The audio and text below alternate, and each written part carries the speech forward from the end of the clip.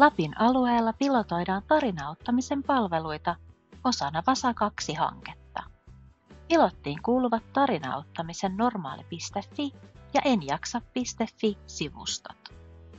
Pääset sivustoille suoralla verkko-osoitteella tai hyvinvointialueen sivuilta. Sivustoilla on asiakkaille suunnattu huolikartoitus sekä tietoa apua huoliin chatista. Palveluun on lisäksi integroitu hyvinvointialueen Pyydä apua -nappi. Huolikartoituksesta pääset eteenpäin videoiden pariin. Tarinauttamisen palveluista löydät yhteensä yli 600 videota eri aihepiireistä. Videot ovat ammattilaisten tekemiä ja asiatarkastamia. Asiakas voi hyödyntää videoita oma-aputarkoituksessa ja ammattilainen voi käyttää videoita oman työn tukena sekä asiakastapaamisissa että niihin valmistautumisen yhteydessä.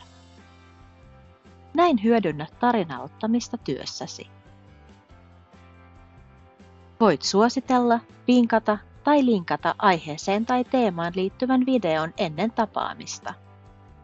Kun asiakkaasi odottaa tai jonottaa palveluun, voit ohjata hänet videoiden pariin. Asiakas voi videoiden avulla tutustua eri aiheisiin omaan tahtiinsa.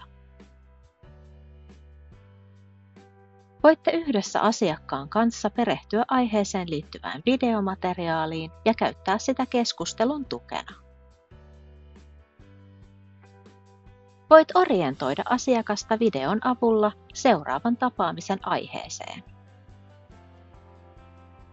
Voit hyödyntää videoita työssäsi perehtymällä tarkemmin asiakasta askarruttaviin aiheisiin. Ole yhteydessä Vasa 2-hankkeeseen tilataksesi toimipisteellesi asiakkaille jaettavia flyereita. Niiden avulla voit esitellä palvelua asiakkaallesi. Flyereista löytyy QR-koodi, jonka kautta pääsette yhdessä tarkastelemaan tarinauttamisen palveluita. Tutustu tarinauttamisen palveluihin jo tänään. Annamme mielellämme lisätietoa pilotista, joten ota yhteyttä Vasa 2-hankkeeseen matalalla kynnyksellä.